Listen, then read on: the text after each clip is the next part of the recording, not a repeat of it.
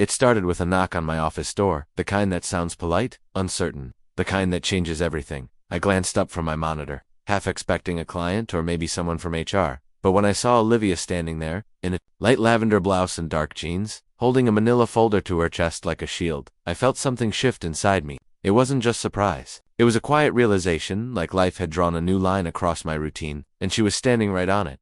I hadn't seen her in years. Olivia and I grew up in the same neighborhood. Our parents had been close cookouts, New Year's fireworks, family picnics. Back then, she was always the girl climbing trees barefoot, daring everyone to jump off the highest branch. I was the quieter one, the observer, a bit older, and always watching from the sidelines. Somewhere along the way, we lost touch. College, life, timing, the usual culprits. Now she stood in front of me, all grown up, still with that curious spark in her eyes, but softened by something. Experience, maybe. Life. Hey, she said, offering a tentative smile. I heard you work here. Thought I'd try my luck. I stood up too quickly. My chair bumped the desk behind me. She chuckled. Didn't mean to scare you.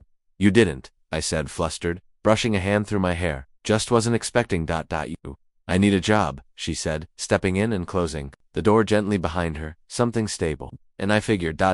maybe you could help. The request was simple, and I wanted to say yes immediately, not out of obligation, but because the idea of seeing her every day was suddenly the most exciting thing I'd felt in months. Work had dulled me. Safe routines, corporate templates. I was dependable, responsible, the guy who always followed up on emails and remembered birthdays with bakery cookies. But when she walked into my office, something about her cracked through that shell. I told her I'd talk to my boss. I made it sound casual, like a small favor, but it wasn't. It wasn't small at all. That night, as I sat in my car watching the city bleed into amber and red, I kept thinking about how she'd looked at me, like she was hoping I'd still recognize her. Like I was more than just a safe choice. And maybe, deep down, I wanted to be. I hadn't even seen her resume yet. But I already knew I was going to get her that job. Not because I owed her anything, but because I wanted her here, near me. And that ... terrified me more than I was ready to admit. Olivia started the following Monday. I had expected her to blend in, maybe keep a low profile the first few days, but that wasn't her style. And I should have remembered that.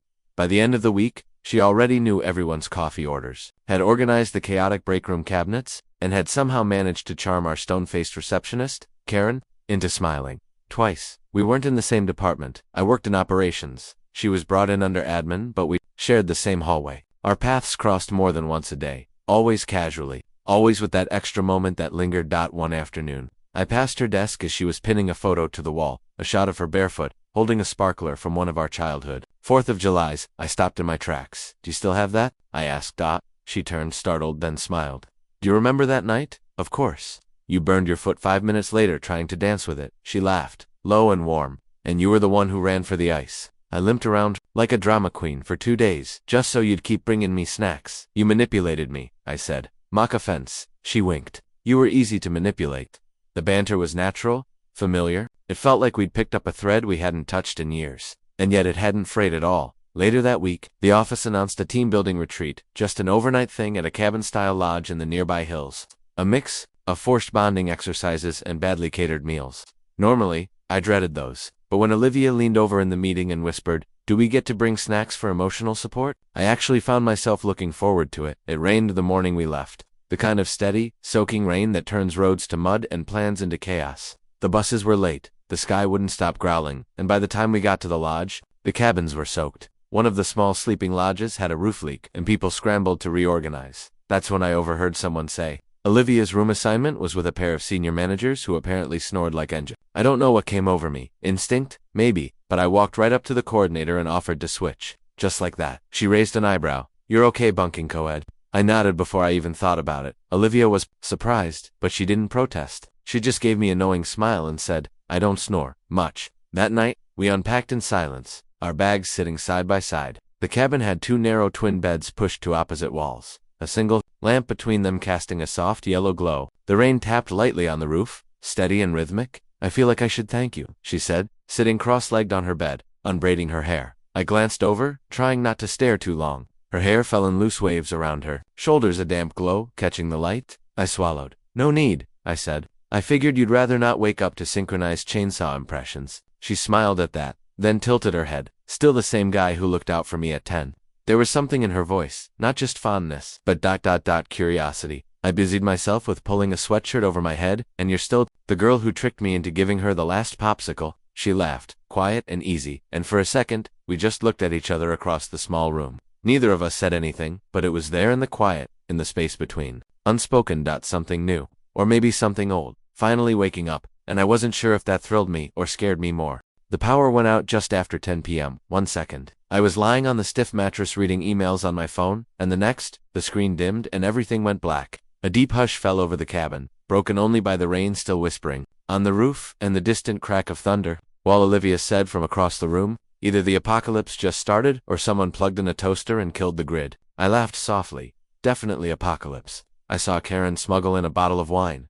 This is how it begins. There was a rustle of blankets, then the unmistakable sound of bare feet on the creaky floorboards. A moment later, the edge of my bed dipped slightly under her weight. I figured I'd come over before the zombies get me, she teased. It was too dark to see her face clearly, but I could feel her presence warm, close, a shift in the air. I sat up, startled, and found her silhouette just inches away. "You okay?" I asked. She nodded. "Just didn't feel like lying in the dark alone." "You?" My breath caught for a second. "Yeah, I'm good." A flash of lightning lit the room briefly, casting her features in soft relief. Her eyes caught mine wide, unguarded down for a heartbeat. Neither of us looked away. When the dark settled again, she stayed there, close enough that our knees touched. That's when I realized I hadn't breathed properly in about a minute. I shifted slightly, trying to focus on anything else. The sound of the rain, the creak of the wood, the faint scent of her shampoo, something floral and clean that hit me like a memory I didn't know I had. She sighed and leaned her head against my shoulder. "Is this okay?" she asked, her voice low. I nodded, not trusting myself to speak. It was more than okay. It was everything I'd secretly wanted, and exactly what I'd spent weeks trying not to imagine. Because Olivia was safe ground, a childhood friend, someone who knew my awkward phases, who could still impersonate my 7th grade science presentation perfectly. And if I let myself cross that line, if I let myself feel what I was beginning to feel, I didn't know if I could ever go back. "I missed this," she murmured. "Not just the quiet, but you." I turned slightly toward her. "You mean the guy who used to build Lego castles while you tried to convince me glitter was edible?" She laughed. "That guy, yeah." There was something soft in her voice, something that made my heart ache in the best way. She pulled her legs up and curled them beside me. And now we were both sitting sideways on my twin bed, pressed shoulder to shoulder. The narrow mattress made it impossible not to touch. "I always wondered," she said after a pause, "why we never talked more after high school." I swallowed, I guess. Life happened. Distance, timing, maybe, she said. But I think we just didn't know what to say back then. Her hand brushed mine lightly at first, then intentionally. She didn't grab it, just let her fingers rest there, like a question waiting to be answered. And my body went completely still. I could feel every inch of her, not just her skin, but her weight beside me, the quiet of her breath, the way her presence filled the room like something tangible. I wanted to take her hand. I wanted to turn and pull her closer. I wanted ... God, I wanted too much. I think I was afraid of what I might feel. I said quietly, surprising myself. Her fingers gently curled between mine, and now, I'm still afraid, I admitted, because this feels like more than just catching up. And I don't know what happens if we go there. She was silent for a beat. Then, I don't either. But I don't want to pretend it's not real. We sat like that for a while, holding hands in the dark. The rain eased into a soft patter, and the air between us thickened with something unspoken but undeniable. Eventually, she laid her head on my shoulder again, her thumb tracing slow, absent circles on the back of my hand. Every touch lit up a different part of me I hadn't known was asleep. We didn't kiss. Not yet. But in that quiet, shadowed room, I felt something shift between us. Something irreversible. Like we were no longer just friends or old memories revisited. We were two people who had finally arrived at the same moment in time, together. And as terrifying as that was, it also felt like the most honest thing I'd felt in years. The next morning, everything looked the same on the surface. Birdsong weaving through the fog outside, the cabin hallway humming with staff chatter, coworkers nursing cheap coffee, and bleary eyes. But inside me, nothing was the same. Not after. Last night. Not after her head on my shoulder, her hand in mine. That lingering silence that said everything we were too afraid to put into words. I hadn't slept much. Not because the bed was uncomfortable, but because I kept reliving the way her thumb moved across my skin, like a silent rhythm, only I could feel. Olivia hadn't brought it up. Not with words, at least. She'd woken with a sleepy smile, brushed her hair over her shoulder, and mumbled something about bad dreams and too much trail mix. I tried to match her casual tone, but my stomach fluttered every time our eyes met. Something simmered beneath the surface, steady and warm, like we were walking a wire stretched between safety and something more. That evening, the rain finally let up, and the company organized a bonfire behind the lodge. Hot dogs, cheap beer, someone's Bluetooth speaker playing a mix of 2000s hits and acoustic covers. It was easy to blend in, to let the noise and smoke distract us. from whatever we were circling, but I kept catching her looking at me. Not playfully, not like a friend, like someone trying to figure out if they were about to ruin something, or save it.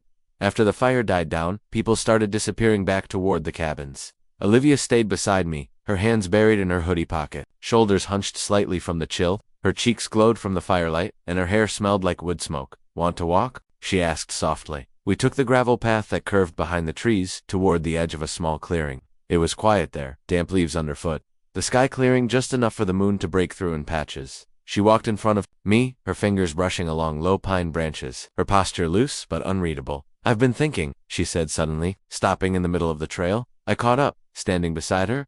She glanced at me, eyes wide in the dim light. The word hit me like a soft blow, not painful, just undeniable. I opened my mouth to say something, anything, but she beat me to it. "Last night, when I sat next to you, when I touched your hand," she trailed off, biting the inside of her cheek. "That wasn't nothing, and I think you know that." I nodded slowly, the breath in my chest caught halfway to my throat. "I do." She looked away, her voice suddenly quieter. "I've been trying not to make this into a bigger deal than it should be. Telling myself it's just nostalgia, that we're just catching up, but that's not true." The words tumbled out of her, like she'd been holding them in too long. "I felt something, and I've been feeling it since I saw you in that office. Standing there in your stupid button-down shirt, looking shocked like someone had hit rewind on your life, and I thought, God, he still looks at me like I matter. And I didn't know how much I missed that until I saw it again." The ache in her voice unraveled me. I stepped closer, slowly, careful not to spook the moment. "You do matter. You always did." She gave a shaky laugh, looking down at her shoes. "Then why didn't we ever do anything about it, back then?" I swallowed hard, because I was scared, because I thought, if I said something, and you didn't feel the same, I'd lose what little I had, and I guess I figured you'd always be out of reach anyway. She lifted her head. "And now, I'm still scared," I admitted. "But I don't want to pretend anymore. Not after last night, not after ... everything." She blinked rapidly, her breath catching. "So what are we saying here?" I hesitated. My chest was tight with everything I'd held in for too long. "I think I've been falling for you," I said quietly. "And maybe I always was. I just didn't know what to do with it."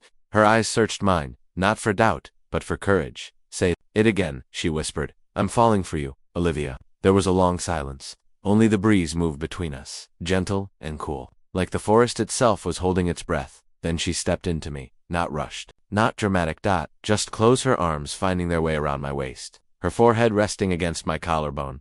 I wrapped my arms around her, holding her like I was afraid she might vanish. She felt warm, steady, real in a way that nothing else had in a long time, and she pulled back. Her eyes were glassy. "I'm falling too," she said, fast, hard, and it scares the hell out of me. I smiled, brushing a stray hair from her cheek. "We can be scared together." She leaned in slowly, giving me time to move, to hesitate, to stop her, but I didn't. Our lips met in the middle, soft at first, uncertain, then deeper, surer, like something finally clicked into place after too many years out of sync. It wasn't the kind of kiss that demanded anything. It asked if this was okay, if we were okay, if maybe, just maybe, we'd found our way home to each other. When we finally pulled apart, our foreheads touched. She let out a breathless laugh. "That was not what I expected when I came to you for a job." I grinned. "You've always been good at surprises." She rested her hand against my chest, right over my heart. "Promise me something, anything, don't pull away, not now." I covered her hand with mine. "I won't," and I meant it.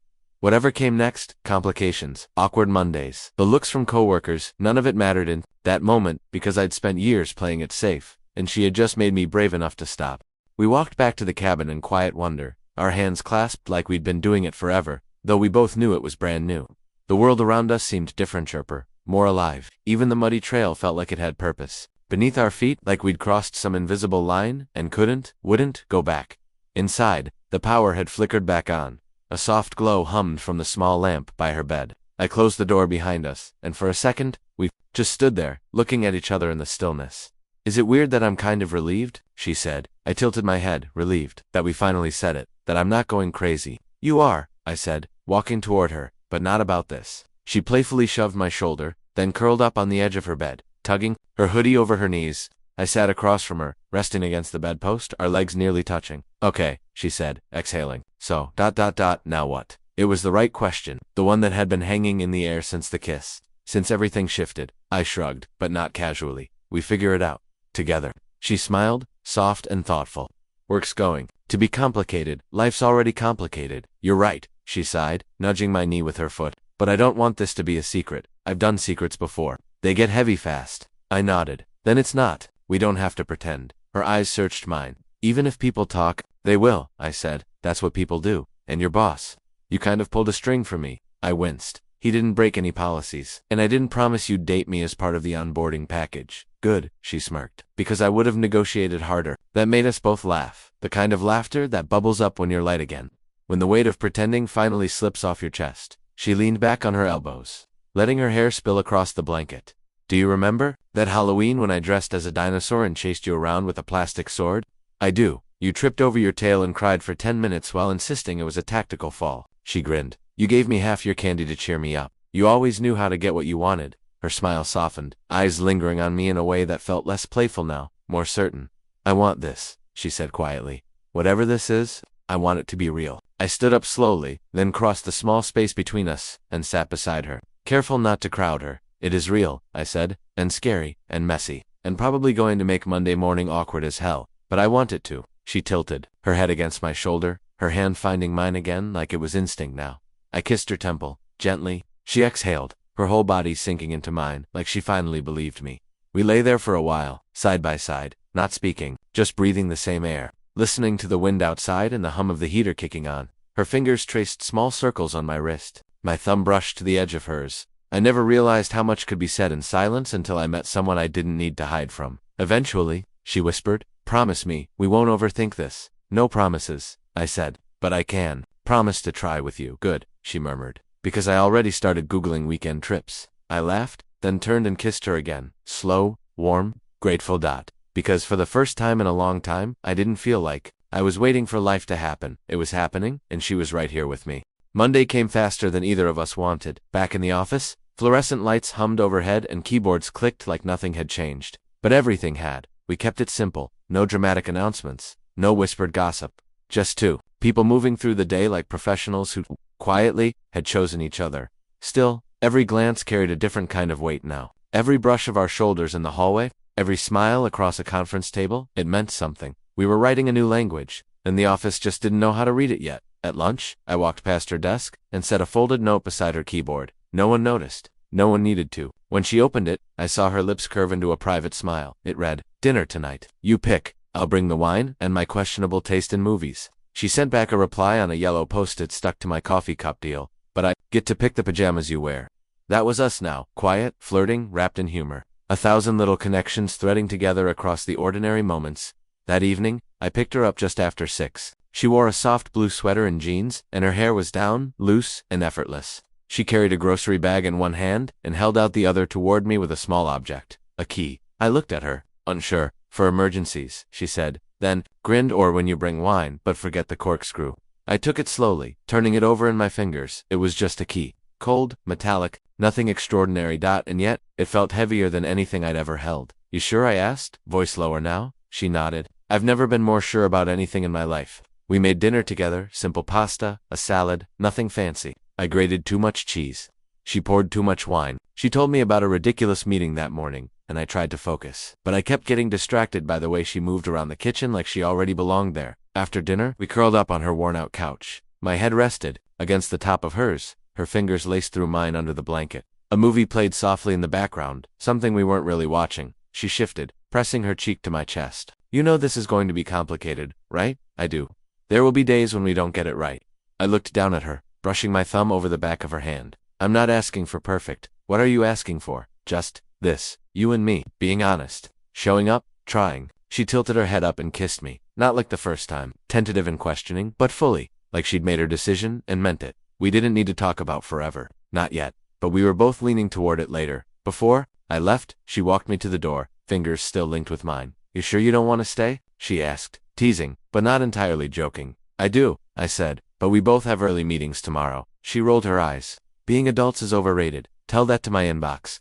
I stepped out onto the porch. She followed, barefoot, on the wood planks, and leaned against the doorframe. I turned back just before getting in my car. You know, I said, if you'd told me a month ago that you'd walk into my office looking for a job and end up here. She raised an eyebrow, falling for you. I smiled. Exactly. She folded her arms, grinning. Well, I told you, I'm good at surprises. And just like that, I knew this was only the beginning. Whatever came next, messy mornings, hard conversations, lazy Sundays filled with laughter and burnt toast, we'd figure it out, together.